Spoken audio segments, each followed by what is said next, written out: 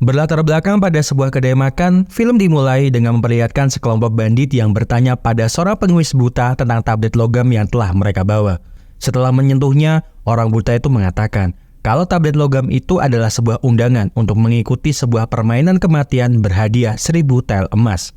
Selama bertahun-tahun, Jiang Hu telah kehilangan banyak prajurit terampil untuk berpartisipasi dalam permainan kematian yang dibagi menjadi 5 percobaan, dan setiap percobaannya memiliki permainan mematikannya sendiri yang sulit untuk dicegah. Tetapi dari semua ratusan master bela diri yang pernah mengikuti permainan tersebut, hanya satu saja yang bisa untuk bertahan hidup. Ternyata para bandit itu tak sengaja mendapatkan tablet logam itu dari seorang bocah yang sepertinya keturunan keluarga Peng yang sebelumnya telah mendapatkan undangan untuk mengikuti permainan tersebut. Namun sepertinya bocah itu telah mencurinya dan akan mengikuti permainan kematian meskipun dia tidak mempunyai kemampuan apapun.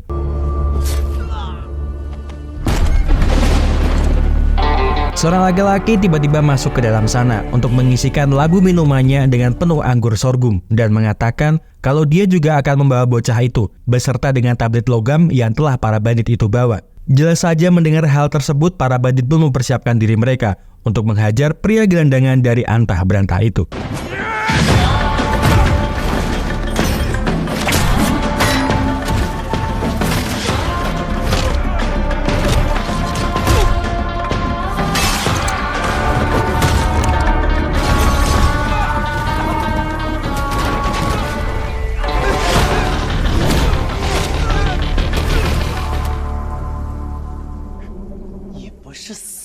Laki-laki itu bernama Lin Yun, seorang pria yang mampu membuat pengemis buta itu sangat ketakutan meskipun dia tidak bisa melihat dengan jelas. Pengemis buta itu tak menyangka kalau dia masih hidup dan bertanya mengapa dia tidak membunuh semua bandit-bandit itu, seperti rumor tentang dirinya yang pernah dia dengar. Namun Lin Yun mengatakan kalau dia telah berjanji pada seseorang untuk tidak membunuh lagi dan telah lama meninggalkan pekerjaannya sebagai seorang pembunuh bayaran.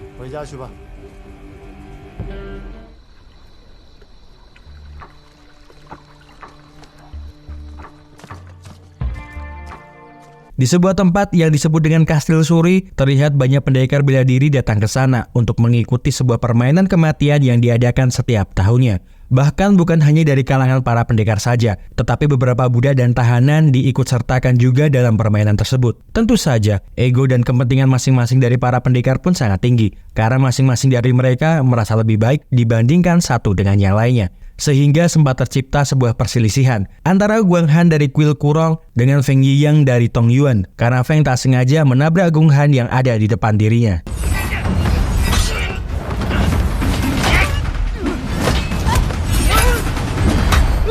Pertikaian di antara mereka berdua lalu dihentikan oleh Ning He dari Gunung Hua yang kemudian meminta mereka menghentikan pertikaian tersebut karena lebih baik kalau mereka menghemat energi mereka sebab permainan akan segera dimulai. Guang Han yang mengetahui nama besar dari Ning He pun segera menurutinya karena Guang Han mengetahui betapa mengerikannya ilmu pedang yang dia miliki. Tak lupa, Feng pun juga mengucapkan terima kasih kepadanya karena telah menghentikan pertikaian tersebut dan tak menyangka bisa bertemu dengan sang ahli pedang Ruyi di tempat ini. Para tahanan pun juga dibebaskan dari borgol kayu yang mengikat tangan mereka. Namun segera setelah itu, Jing mencekik petugas keamanan di sana karena sebelumnya petugas itu sempat melecehkan Li Hua, seorang wanita yang dia sukai. Tak berselang lama, Bai dan Bi menemui para pendekar bela diri yang mengikuti permainan kematian setelah masing-masing dari mereka mendapatkan undangan dari tablet logam yang telah dikirimkan ke perguruan mereka masing-masing. Mereka berdua lalu mengatakan kalau para pendekar yang bisa menyelesaikan ujian 5 racun akan menerima hadiah 1000 tel emas, sama seperti tahun-tahun sebelumnya. Tangga yang berada di belakang kalian adalah tantangan pertama dari ujian kalian. Kalian harus mencari jalan melalui labirin keserakahan untuk mencapai dermaga dalam waktu 2 jam. Ketika mereka semua sudah bersiap akan menaiki tangga tersebut, Feng mendatangi Qiao Yu untuk mengucapkan terima kasih kepadanya, karena ketika dia dan Kung Han bertarung, dia sempat menolongnya dengan menggunakan telapak tangannya. Namun dia mengatakan kalau itu bukanlah perbuatannya, melainkan orang lain yang telah menggerakkan tangannya.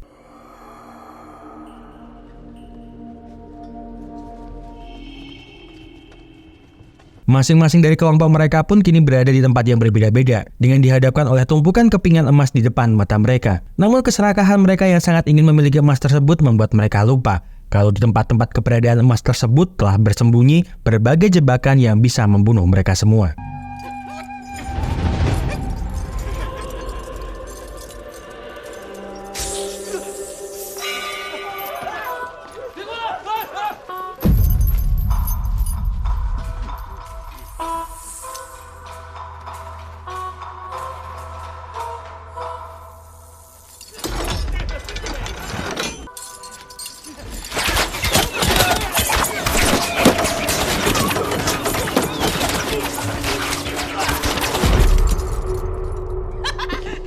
Lin Yun menyadari kalau di tempatnya telah tersembunyi jebakan yang bisa membunuh mereka semua di dalam sana. Dia meminta mereka untuk berhati-hati, karena jika mereka salah dalam melangkah, maka mereka semua akan mati.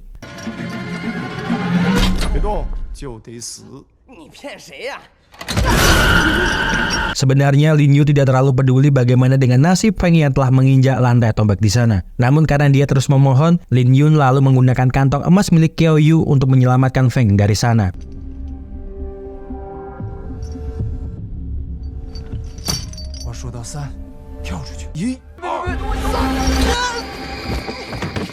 Qiao Yu sebenarnya ingin mengambil kembali kantong emas yang diletakkan Lin Yu di lantai tombak. Tetapi Lin Yu segera menyelamatkannya karena dia mengetahui kalau lantai itu akan segera mengeluarkan semua tombaknya dari bawah lantai.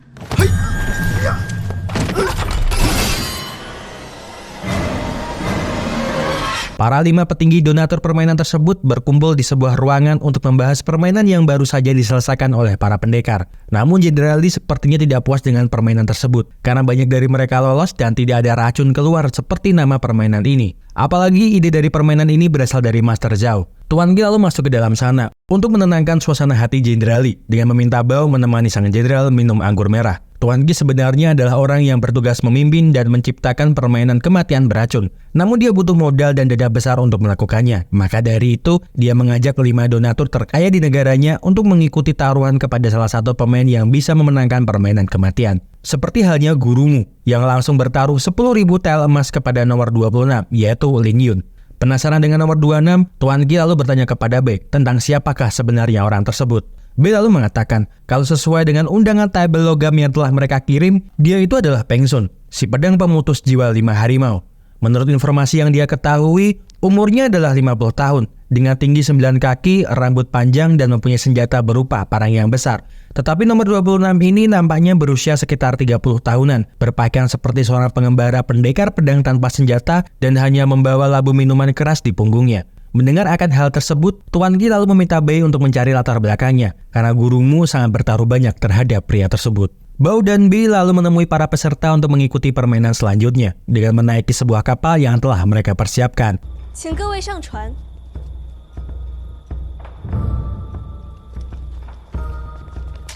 Bao dan Bi mencoba bertanya kepada Lin Yun kalau setahu mereka, Peng Sun adalah seorang master pedang pemutus jiwa 5 harimau dengan mempunyai tinggi 9 kaki dan rambutnya kusut sebahu. Namun mereka berdua melihat kalau dia tidak seperti ciri-ciri yang mereka ketahui. Lin Yun lalu mengatakan kalau dia hanyalah seorang pendekar pedang pengembara yang tidak mempunyai nama dan sedang menempatkan hidupnya untuk 1000 tel emas. Untuk apalah sebuah nama? Karena jika dia gagal dalam permainan ini, dia hanya menjadi mayat yang tak bernama dan tidak ada yang mengakuinya. Sesampainya di dalam kapal tersebut, Qiao Yu didatangi oleh beberapa orang dari tahanan yang ingin merebut emas yang telah dia bawa. Lin Yun yang kebetulan berada di dekatnya meminta Qiao Yu untuk menyerahkan emas tersebut karena permainan ujian pertama ini belumlah selesai untuk mereka.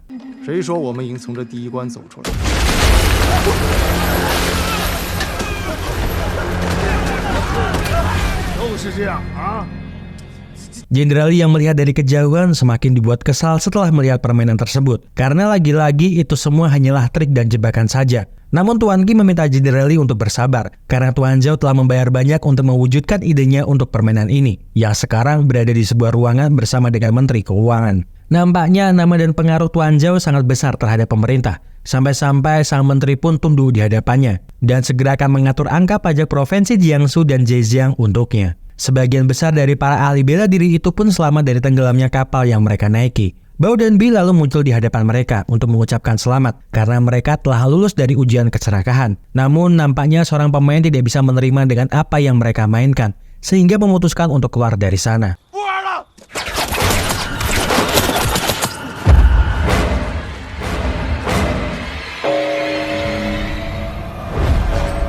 Bao dan Bi mengatakan, kalau kalian sudah berpartisipasi dalam permainan kematian, kalian harus mengikutinya sampai akhir. Kalian boleh keluar dari permainan hanya dengan nyawa kalian, atau kalian harus mengikuti permainan ini hingga akhir.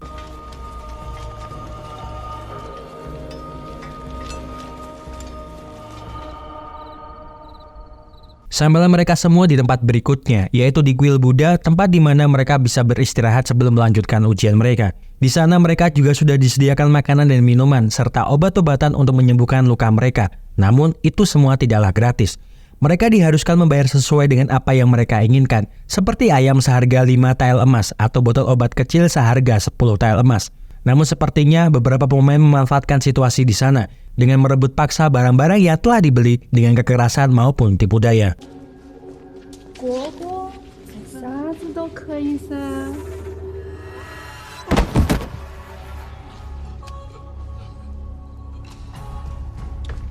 我来助你。多谢施主布施。 Ninghe yang sepertinya dari awal nampak baik, ternyata sangat kejam dan licik. Dia memanfaatkan obat yang telah dia ambil secara paksa untuk kepentingannya sendiri, yang kemudian mengajak beberapa orang untuk bekerja sama dengannya, bersekutu, untuk bersama-sama mendapatkan hadiah 1000 tel emas permainan kematian. Keesokan harinya, mereka semua pun kini berada di atas jembatan, sebuah tebing jurang yang sangat tinggi. Bao dan Bi menjelaskan kalau permainan ujian kedua mereka dinamakan ujian kalajengking. Mereka hanya mempunyai waktu 15 menit melewati jembatan di depan mereka dengan mata tertutup. Di dalam kondisi apapun, mereka dilarang membuka penutup mata mereka sebelum mencapai sisi lainnya. Mendengar semua penjelasan tersebut, Ninghe sepertinya telah mempunyai sebuah rencana dengan memanfaatkan orang-orang yang bekerja sama dengannya sehingga dia memutuskan untuk menjadi orang pertama yang akan melewati jembatan tersebut.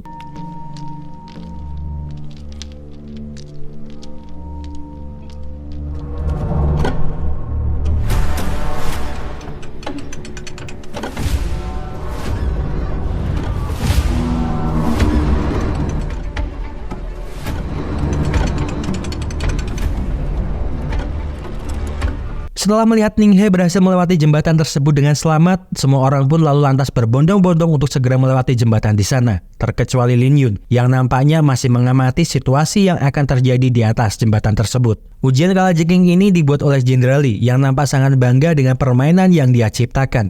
Karena di permainan ini bukan hanya sekedar melewati jembatan dengan mata tertutup, namun ribuan kalajengking beracun akan muncul sesuai dengan nama ujian yang dia ciptakan. Sesampainya para pendekar di tengah-tengah jembatan, Ninghe lalu memberikan kode dengan siulannya, yang lalu membuat Guang Han beserta dengan para sekutu Ninghe membunuh orang-orang selain sekutu mereka.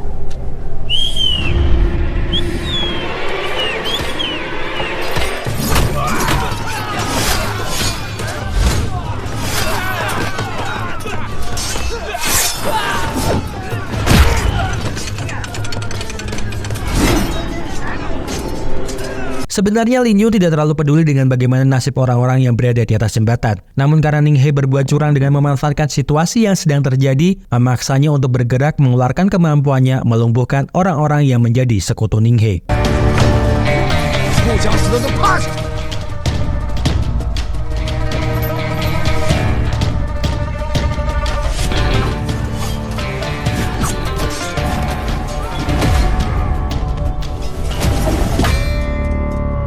Ninghe pun mulai bergerak setelah menyadari ada orang kuat di antara mereka, bebarengan dengan ribuan kalajengking beracun yang muncul dari dalam kotak waktu.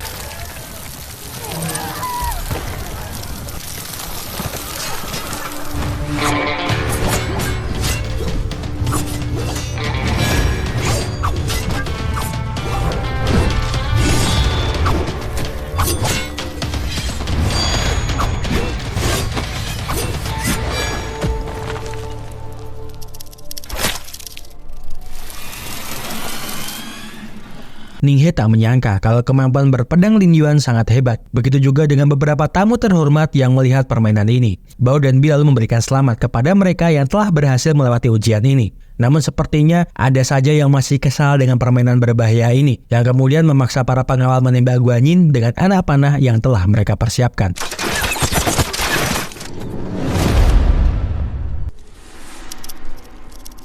Masing-masing dari mereka pun kini beristirahat dan mengurusi urusan mereka masing-masing, seperti halnya Kyoyu yang membantu Feng menjahit luka di tubuhnya. Feng berterima kasih lagi kepada Lin Yun karena dia telah menyelamatkan hidupnya.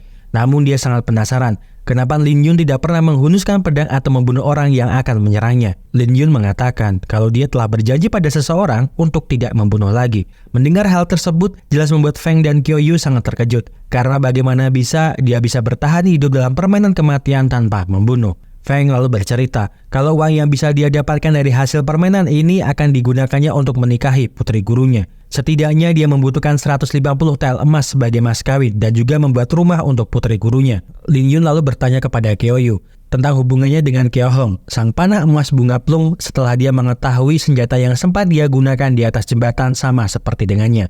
Kyo-yu lalu mengatakan kalau Kyo-hong adalah ayahnya, dan tujuannya mengikuti permainan ini adalah untuk menyembuhkan penyakit beruang gila yang diderita ayahnya menggunakan uang permainan kematian tersebut. Meskipun seperti rumor yang sampai saat ini dia dengar, tidak ada yang bisa bertahan hidup dari serangan beruang kanibal raksasa dari Gunung Changbai. Taring dan cakarnya beracun. Jika cukup beruntung, maka ayahnya masih bisa bertahan dengan sakit yang bisa membuatnya gila sampai sisa hidupnya. Mendengar semua cerita dari mereka berdua, Lin Yun pun akhirnya berpikir kalau lebih baik mereka bertiga bekerja sama untuk tujuan mereka masing-masing. Karena di dalam permainan kematian mereka tidak perlu takut dengan jebakan, namun sifat manusialah yang perlu ditakutkan. Sementara di ruangan pribadinya, Tuan Gi mendapatkan informasi dari Bao dan Bi kalau mereka telah mendapatkan kabar tentang keberadaan Peng Sun pengguna pedang pemutus jiwa 5 harimau. Menurut informasi yang mereka dengar, Peng Sun telah lama meninggalkan rumahnya untuk membantu penduduk di Hesu yang terkena dampak wabah belalang. Mendengar akan hal tersebut, Tuan Gi lalu meminta mereka berdua segera menyelidiki orang nomor 26 sebelum 3 ujian permainan selesai karena dia takut muncul masalah yang lebih besar. Para pemain kini berkumpul di sebuah labirin dalam permainan ketiga mereka.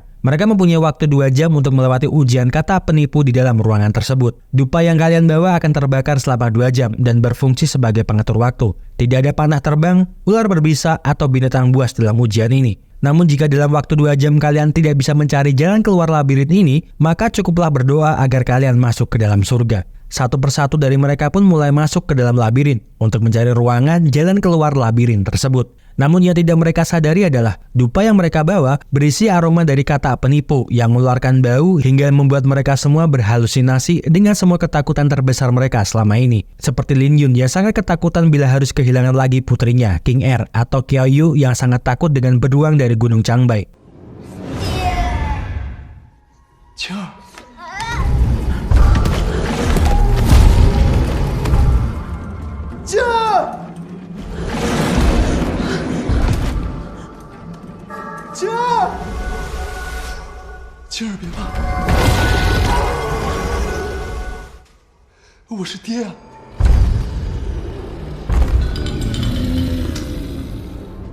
当年是你害死我的吗？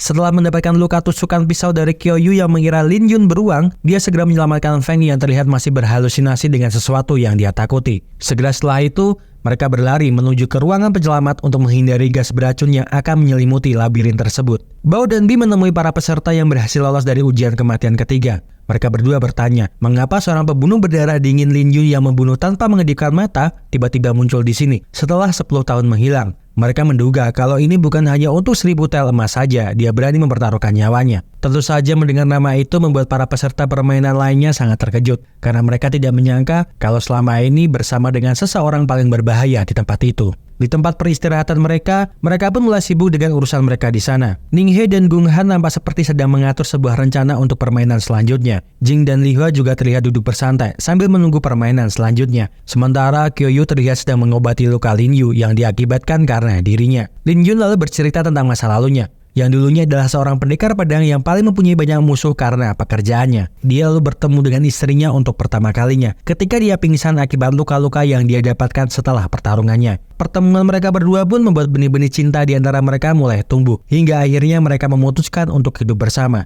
Meskipun sudah pensiun dari dunia yang telah membesarkan namanya, musuh-musuhnya masih sering terlihat mendatangi tempat tinggalnya untuk membunuhnya. Lin Yun tetap melawan mereka, namun dia berjanji tidak akan lagi membunuh demi istri beserta dengan putri sematawayang mereka. Tahun pun berganti tahun, terlihat mereka bertiga sangat bahagia menjalani kehidupan bersama. Namun suatu ketika, putrinya harus mati di tangan musuhnya, yang tentunya membuat Lin Yun kembali membunuh hingga membuat dia sangat depresi. Melihat Lin Yun yang seperti itu, istrinya memutuskan untuk berkeliling, meninggalkan dirinya, menyelamatkan lebih banyak nyawa untuk membayar hutang karmanya. Lin Yun pun lalu mengatakan kepada Kyo-yu kalau tujuannya di sini sebenarnya bukan untuk mendapatkan hadiah, namun demi istrinya.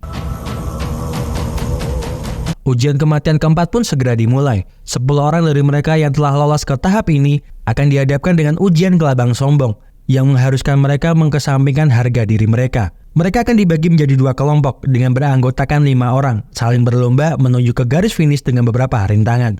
Setiap orang akan diikat tubuhnya dengan menggunakan ikat besi yang saling terhubung dengan orang-orang yang berada di kelompoknya. Kelompok pertama yang berhasil melanjutkan garis finish akan melanjutkan ke ujian terakhir, sementara kelompok yang tidak lolos akan melewati gerbang menuju ke neraka.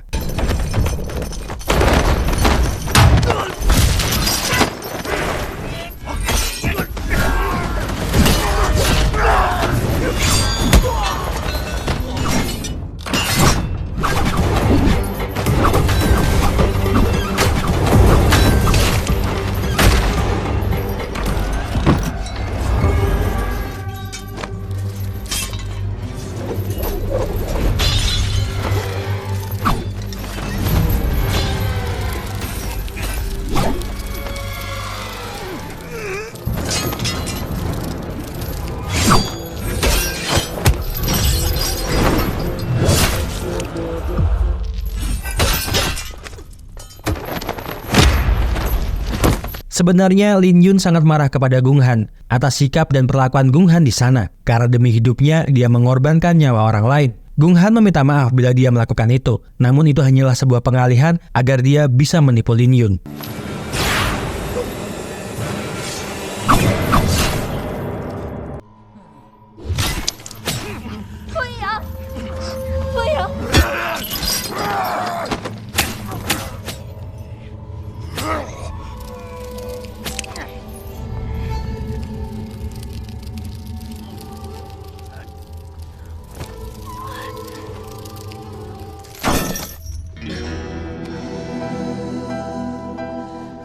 Setelah pertarungan yang melelahkan dan berdarah tersebut, kini hanya 3 orang saja yang masih bisa bertahan untuk melanjutkan permainan di game terakhir mereka. Bao dan Bi bertemu dengan Tuan Qi untuk memberikan informasi penting terkait dengan Lin Yun. Kehadiran dia di sini adalah untuk membalas dendam atas perbuatan bosnya 1 tahun yang lalu. Ketika itu istrinya berada di sini untuk mengobati luka dari Master Tu, seorang pendekar yang sanggup memenangi ujian hingga tahap terakhir. Master Tu bertanya kepada Tuan Qi tentang siapakah 5 orang pendonor permainan 5 beracun ini. Namun Tuan Qi mengatakan kalau Master Tu tidak perlu tahu tentang siapa mereka karena bisa saja hidupnya berada dalam bahaya. Tuan Qi lalu menekan tombol yang berada di lantainya yang kemudian memunculkan jarum-jarum yang mengarah ke Master Tu. Kematian Master Tu tak sengaja diketahui oleh istri Lin Yun yang kebetulan kembali lagi ke ruangan itu. Karena tak ingin adanya saksi di sana, Tuan Qi lalu membunuhnya meskipun dia tidak salah apapun terhadapnya. Tuan Qi berpikir untuk membunuh Lin Yun saat ini juga. Namun karena gurumu menaruh taruhan tinggi untuk dirinya, mereka harus mencari cara agar kematian Lin Yun seperti kematian yang wajar.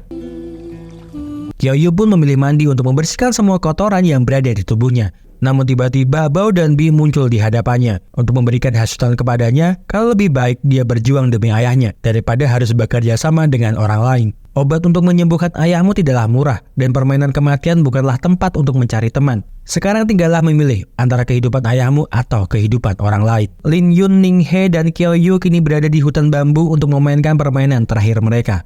Bao dan Bi menjelaskan kalau di tengah-tengah hutan bambu ini berdiri sebuah pagoda kuno yang digunakan untuk tempat menaruh semua lonjang-lonjang dari setiap peserta. 1 lonjang emas itu harganya 333 tel.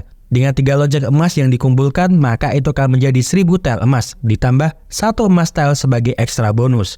Di dalam hutan bambu berkabut tersebut, Ning He orang yang paling agresif di antara ketiga orang tersebut. Dia berencana untuk membunuh Lin Yun dan Qiao Yu demi bisa menjadi satu-satunya orang yang bisa memiliki 1000 tel emas tersebut.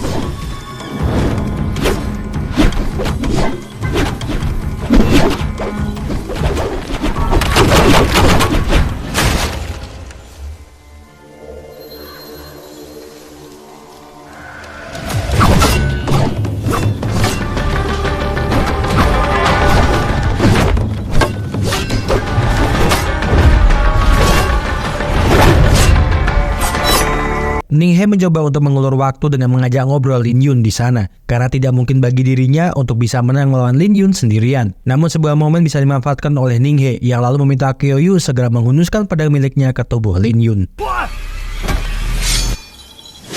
Ternyata Ning He terperdaya oleh Qiao Yu, yang kemudian Qiao Yu tiba-tiba melepaskan jarum emas beracunnya mengenai tubuh Lin Yun demi semua 1000 emas tel untuk menyembuhkan penyakit ayahnya.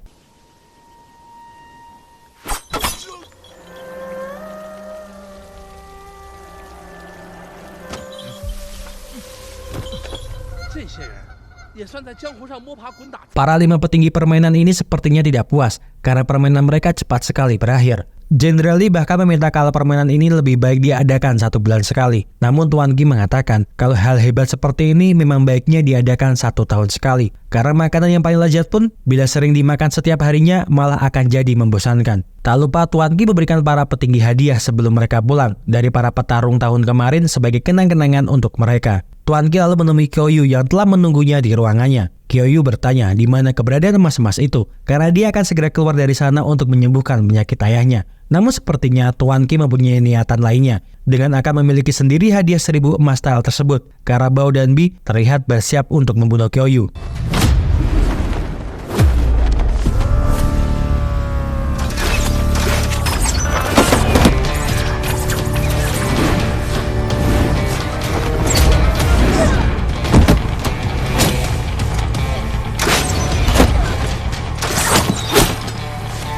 Ternyata Lin Yun masih hidup setelah mereka berdua bekerja sama untuk menipu Tuan Ki agar muncul di hadapannya. Kyo-yu telah memberikan ramuan bulan Juli di ujung jarum emasnya agar bisa menenangkan pikiran dan juga menghilangkan rasa sakit serta kelumpuhan sementara yang bisa membuat orang berpikir kalau Lin Yun telah mati. Begitu juga dengan teh yang Tuan Ki minum yang sebelumnya telah dicampurkan oleh Kyo-yu. Lin Yun bertanya alasan Tuan Ki membunuh istrinya, padahal dia tidak pernah berbuat kejahatan kepadanya. Tuan Ki lalu mengatakan kalau dia telah mengetahui semua percakapan antara dirinya dengan Master Tu. Dia tidak bisa membiarkan hal tersebut tersebar sampai luar, maka dari itu dia terpaksa membunuh istrinya. Tuan Ki telah mengelola bisnis permainan yang menguntungkan ini selama 20 tahun belakangan. Jadi dia tidak bisa membiarkan semua orang tahu siapa 5 petinggi di balik semua ujian racun ini. Lin Yun mengatakan kalau sebenarnya dia ingin sekali membunuhnya, namun karena janji di masa lalunya dia tidak bisa melakukannya. Tetapi orang yang bisa membuatku menepati janji sumpah itu akan mati dengan tangannya sendiri, menggunakan jebakan yang telah dia pasang sendiri.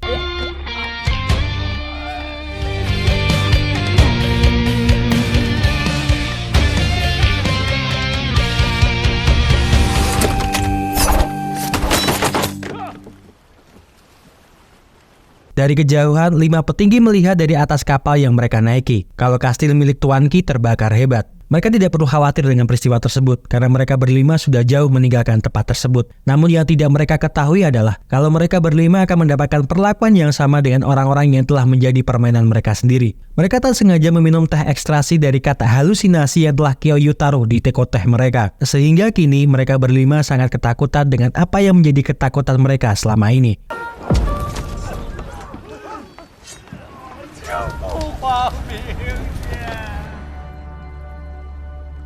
Dan sebelum film berakhir, Lin Yun dan Kyo-yu melihat bagaimana kapal yang dinaiki oleh 5 petinggi permainan kematian terbakar karena ulah mereka sendiri. Namun sepertinya baik Lin Yun maupun Kyo-yu sudah saling mengenal lama sebelum mereka memainkan permainan ini. Tujuan mereka adalah membasmi orang-orang jahat yang telah menyakiti orang lain dengan cara-cara kejam mereka. Selanjutnya mereka akan pergi ke Pegunungan Kunlun, tempat keberadaan dari Sekte Kongsang, yang terkenal dengan kegemaran mereka membunuh menggunakan ramuan yang mereka ciptakan. Terima kasih seluruh sudah menonton rangkuman film yang Mas Ako persembahkan untuk kalian semuanya. Semoga terhibur. See you!